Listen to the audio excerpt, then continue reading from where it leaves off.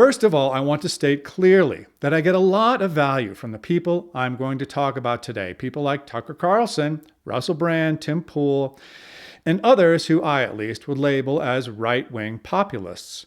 These are people who have done a lot of great work to identify deep and serious problems in American society. These problems include censorship, warped gender ideology, and self-serving deep state intrusion into our lives, which was made abundantly clear during COVID, and also by now the proven election interference tactics used by the deep state against Donald Trump.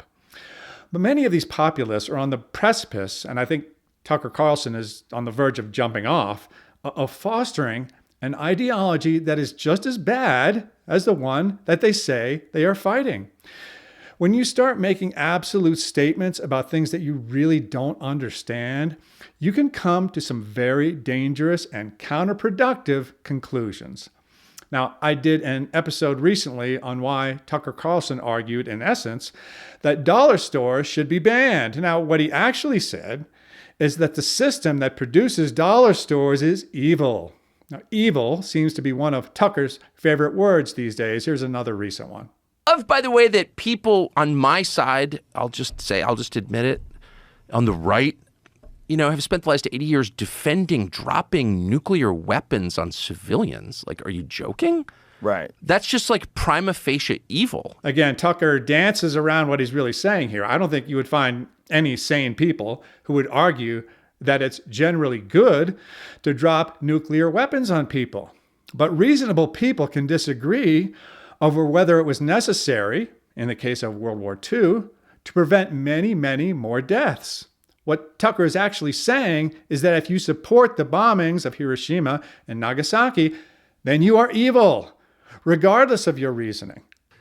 With that in mind, why would you want nuclear weapons? It's like just a mindless, childish sort of intellectual exercise to justify, oh, no, it's really good because someone else will get it. How about no? How about spending all of your effort to prevent this from happening? Tucker doesn't mince words here. He's advocating for the immediate, unilateral nuclear disarmament of the United States of America. He says we should be, quote, spending all of our efforts to prevent this from happening. How, Tucker? By asking nicely? This is a childishly simple and naive worldview that, if implemented, would likely result in the destruction of the things that Tucker says that he stands for.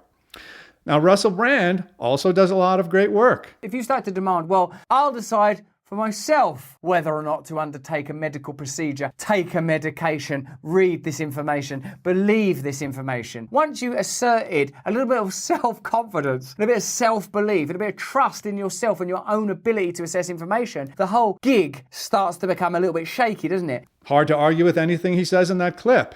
Now, I've watched a lot of Russell's content, like I said, but never, in all the hours that I've watched, have I heard any reasonable solutions to the problems that he talks about. And when he does get close to talking about solutions, he tends to say things like, the government should do more to regulate big pharma. Russell, you can't solve the problem of big government in bed with big corporations with more government. You can only solve the problem of big government with less government. I also subscribe to Tim Pool. Good guy, but many of the things you hear on his show are preceded with statements like, I don't know if this is true.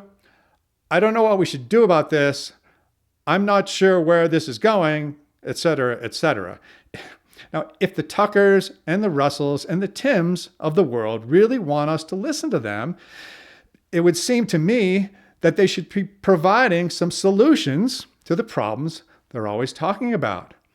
They have, unfortunately, in my view, become very successful specifically by not providing any answers. Many of the people who listen to their shows don't necessarily want answers. They want to watch something that confirms their worldview without necessarily having to think the hard thoughts about how these problems need to be solved. Now, the people who do think the hard thoughts tend to be much less popular. People like Thomas Sowell. Thomas Sowell provides answers. Victor Davis Hanson provides answers. So does Jordan Peterson.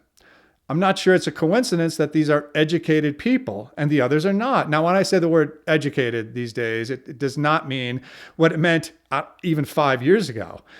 It's now nearly synonymous with indoctrinated, which is a whole other can of worms. So for today, I'll substitute the more generic word learned. They're learned people. They understand history. They understand economics. They understand the science of human behavior. Their learning has allowed them to form rational and articulate opinions about what should be done to solve the problems we currently face. Children ask questions. Adults provide answers. Depending on how you define the word, I suppose not all the elites are bad. If you're not going to use the opinions of learned people to shape, not dictate, but shape your own opinions exactly, how are those opinions going to be shaped?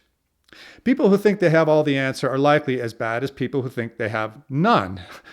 But people who, quote, just ask questions when their true agenda is to promote a naive and simplistic worldview are not doing us any favors. So by all means, listen to Tucker, listen to Russell, listen to Tim. They do a lot of good work. But when you want to form an opinion about what to do about the problems they're talking about, listen to Thomas, listen to Victor, listen to Jordan, and then, only then, make up your mind.